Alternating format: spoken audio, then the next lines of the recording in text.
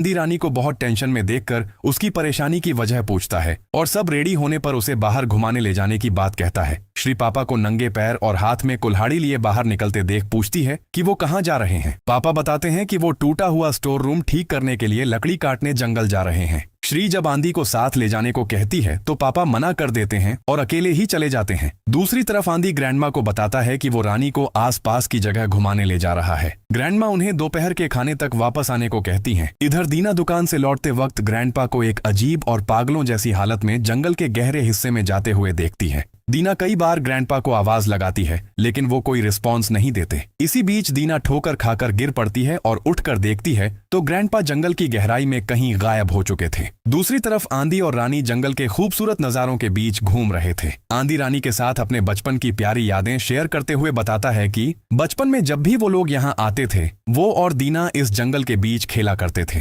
रानी आंधी से उसके पापा की ब्लैक मैजिक से हुई मौत के पीछे का असली सच बताने को कहती है। आंधी अपनी बीवी को पास्ट का सच बताने से पहले प्रॉमिस लेता है कि यह कड़वा सच जानने के बाद भी रानी उसे या उसकी फैमिली को गलत नहीं समझेगी। रानी के यहाँ बोलने पर आंधी बताता है कि शादी से पहले उसकी माँ श्री के दो क्लोज फ्रेंड्स थे, लैला और हरमन, जो बाद में आंधी के पापा बने। आंधी के पापा हरमन बेसिकली लैला को पसंद करते थे लेकिन आंधी की माँ ने उन्हें पाने के लिए ब्लैक मैजिक का सहारा लिया था। लैला के प्रेग्नेंट होने के बावजूद आंधी की माँ हरमन को छोड़ने के लिए तैयार नहीं हुई और अपने प्लान के मुताबिक उनसे शादी कर ली। इसके 20 साल बाद लैला और उसकी बेटी हनुम बदला लेने वापस आई और ब्लैक मैजिक की मदद से आंधी के पापा को मार डाला। उस जानलेवा अटैक में आंधी की माँ और बहन लगभग मरने ही वाली थीं, लेकिन आंधी ने सही वक्त पर आकर किसी तरह उनकी जान बचा ली थी। रानी जब हनुम के बारे में पूछती है तो आंधी बताता है कि हनुम असल में लैला और उसके पापा की बेटी थी। हनुम ने आंधी के साथ प्यार का नाटक करके उनकी फैमिली को भयंकर धोखा दिया था। अपनी माँ और बहन को बचाने के चक्कर में आंधी ने लैला और हनुम को आग में जलाकर मार डाला था। आंधी के बात करने के दौरान झील के दूसरी तरफ कैंपिंग कर रहे कुछ लोगों की तरफ से बार बार अजीब सी हंसी की आवाज सुनाई दे रही थी। इधर दीना अपने ग्रैंडपा को ढूंढते ढूंढते देखती है कि ग्रैंडपा किसी चीज को काट रहे थे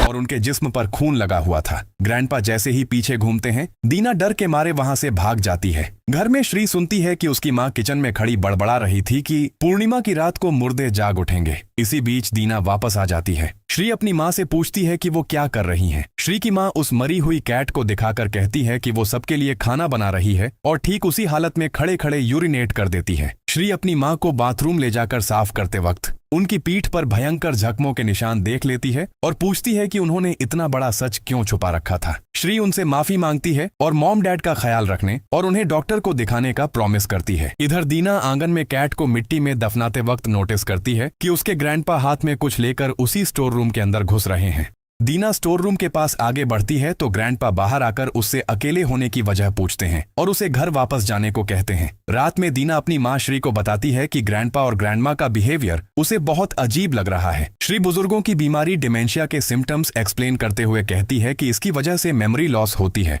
और वो लोग अनजाने में अजीब और एबनॉर्मल बिहेव करने लगते हैं। दीना पास्ट में हुए सुपरनैचुरल ब्लैक मैजिक के खतरे का डर जताती है। श्री उसे इस बारे में और कुछ भी बोलने से मना कर देती है। इधर आंधी देखता है कि हनुम उसे उसके पास्ट की याद दिलाकर एक भूतिया हंसी हंस रही है। फिर रानी आंधी को टेंशन में और बेचैन देखकर पूछती है कि क्या हुआ, तो आंधी कहता है कि वो ठीक है। दूसरी तरफ श्री अपने पेरेंट्स के रूम में जाकर उन्हें सोते हुए देखकर वापस बाहर आ जाती है, लेकिन श्री के रूम से निकलते ही वो अजीब ढंग से उठकर बैठ जाते हैं। आधी रात को दीना को सुनाई देता है, पूर्णिमा के चांद के नीचे मुर्दे जाग उठेंगे। वो बाहर जाकर चेक करती है। दीना के ठीक पीछे से उसके ग्रैनी निकलकर चले जाते हैं। दीना दरवाजा खुलने की आवाज सुनकर घर के मेन डोर के पास आती है। वो उस स्टोर रूम से ग्रैंडपा की आवाज में पूर्णिमा के चांद के नीचे मुर्दे जाग उठेंगे सुनकर स्टोर रूम के पास जाती है। दीना जैसे ही बाहर से अंदर झांकने की कोशिश करती है, ग्रैंडपा दरवाजा खोलकर बाहर आते हैं और अपने हाथ में रखी कुल्हाड़ी लेकर दीना के पीछे दौड़ते हैं।